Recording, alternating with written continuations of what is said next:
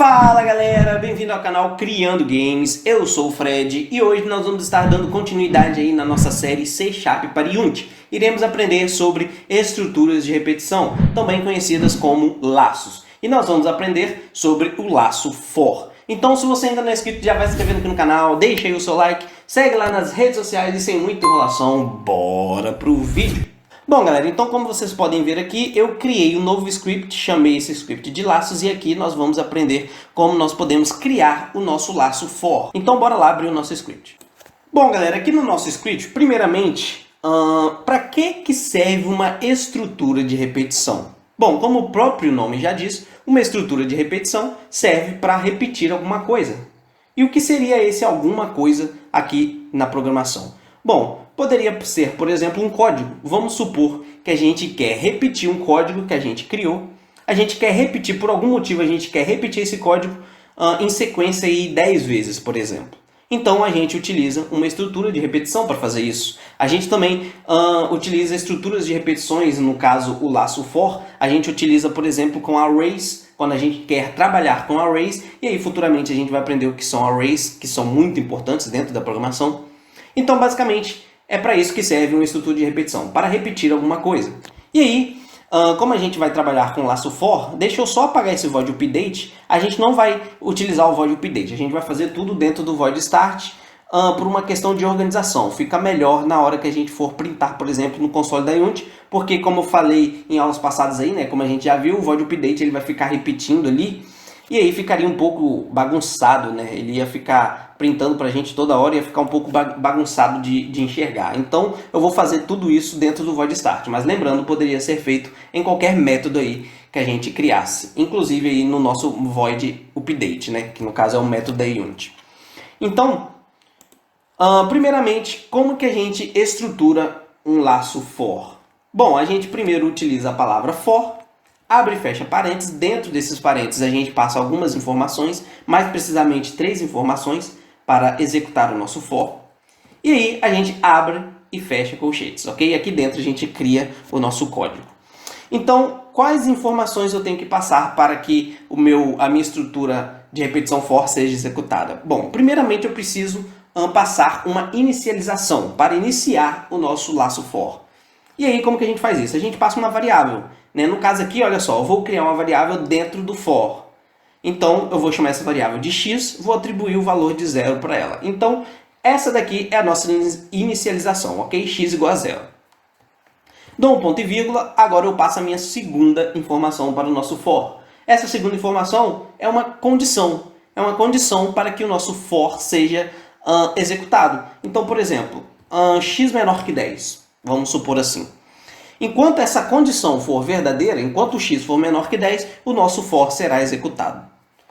E aí depois a gente passa agora a nossa terceira informação, que é um incremento ou decremento do valor dessa nossa variável. Então, por exemplo, x é igual a 0, né? Vai começar com 0. Eu posso fazer um incremento de 1. Por exemplo, x recebe x mais 1. E aí, para quem não viu ou não sabe o que é incremento e decremento, eu vou deixar aqui no card, a gente já tem uma videoaula aí no canal sobre incremento e decrementos, ok?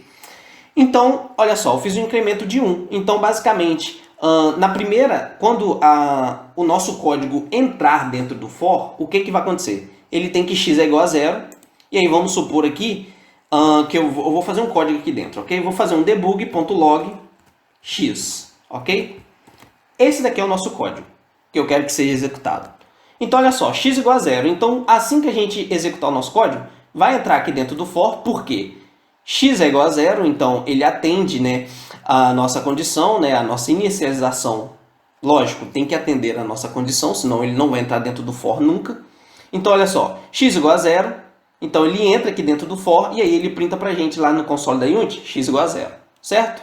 E aí ele vai vir aqui e vai receber um incremento de 1. Então, x, que tinha um valor 0, passa a ser 1.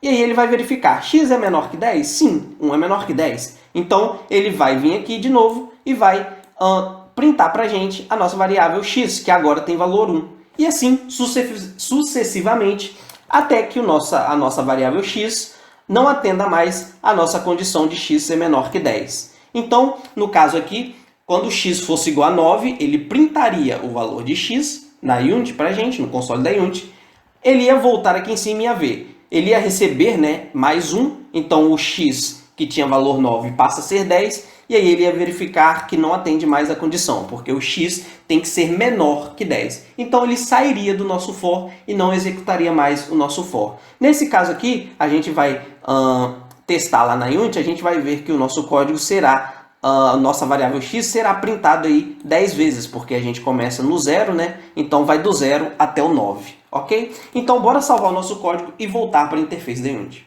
Bom, galera, de volta aqui na interface da Unity, primeiramente a gente tem que associar o nosso script ao nosso objeto câmera. Então, olha só, basta a gente arrastar aqui para dentro do nosso objeto. Olha só, já apareceu aqui. E agora vamos desmarcar aqui o nosso script exercícios, ok? Eu vou deixar somente o laços. Então, olha só, agora eu vou aqui no console, vou dar um play na Unity para a gente verificar o que acontece. E olha só, a gente fez um comando para printar o valor da nossa variável dentro do for, e olha só, ele printou essa variável aqui, o valor dela 10 vezes, né? Primeiramente começou com o valor inicial que a gente passou para x, que era igual a 0, e aí foi printando até o valor assumir o valor 9, até x assumir o valor 9.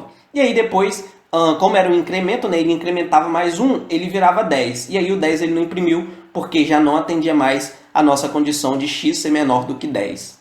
Porque aí o x passa a ser 10, né? Então ele não é mais menor do que 10. Então olha só, a gente repetiu o nosso código debug.log 10 vezes aqui, né? Porque a gente sai do 0 até o 9. Então basicamente é para isso que serve uma estrutura de repetição. No caso aqui a gente aprendeu a utilizar o laço for e na próxima aula vamos aprender a utilizar o laço while, ok? Então é isso aí, galera. Se você gostou do vídeo, já vai deixando seu like, se inscreva aqui no canal, segue lá nas redes sociais.